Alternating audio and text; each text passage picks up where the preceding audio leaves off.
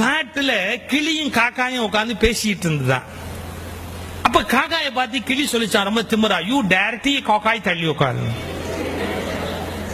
காக்கா கேட்டுதான், ஏன் இப்படி நான் இன்சல்ட் பண்றேன், நீ பிளாக் அண்ட் ஒயிட் நான் மல்டி கலர், ஏன் கலர்னா ஒசியானா. ஆமா, தமிழ்நாட்டில் இலவச டிவி கொடுத்த போது அவன் கலர் டிவி தான் கேட்டானே ஒழிய பிளாக் அண்ட் ஒயிட் டிவி வாங்கிட்டானா.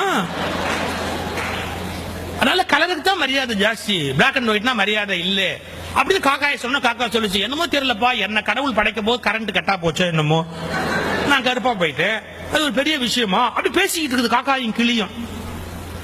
அப்ப வேட்டைக்கு வந்தான் பாருங்க, அவன் என்ன பண்ணிட்டான், நேரா வந்தவன் கபக்குன்னு கிளியை பிடிச்சிட்டான். வேட்டைக்கு வந்தவன் கிளி தான் பிடிப்பான், காக்காயை பிடிப்பேன். காக்கா பிடிக்கிறதா ஊர்லயே பிடிக்கலாமே, காட்டுல போய் என்ன பிடிக்க வேண்டியிருக்கேன். ஆக்சுவலா தமிழ்ல காக்கா பிடிக்கிறதுங்கிற வார்த்தை கேட்டிருக்கீங்களே, அது எப்படி வந்ததுன்னு தெரியுமா? காக்கை பிடித்தல், வேற ஒண்ணும் இல்ல.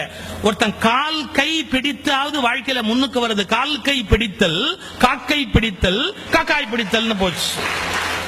தமிழ்ல அது எப்படி ரூட் வந்ததுங்கிறதுக்கு. இப்ப இந்த காக்காயை விட்டுட்டு கிளிய அப்படியே லபக்குன்னு கிளிய பிடிச்சிட்டா. கிளிய பிடிச்ச உடனே நமக்கு என்ன தெரியுது? முதல் லெசன், அழகு எவ்வளவு அழகானதோ அவ்வளவு ஆபத்தானது. எவ்வளவு அழகானதோ அவ்வளவு ஆபத்தானது இல்லையா? காக்கா மாட்டிச்சு, கிளி மாட்டிச்சு.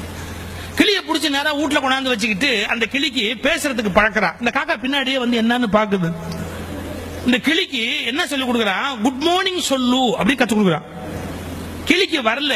பூண்டு இருக்கு இல்லையா, கார்லிக், பூண்டை சுட்டு நாக்குல வச்சு கிளிய பேச பழக்குவானா. இந்த பூண்டை தூக்கி கிளி நாக்குல வச்சு கீச்சு மூச்சுன்னு கத்துது.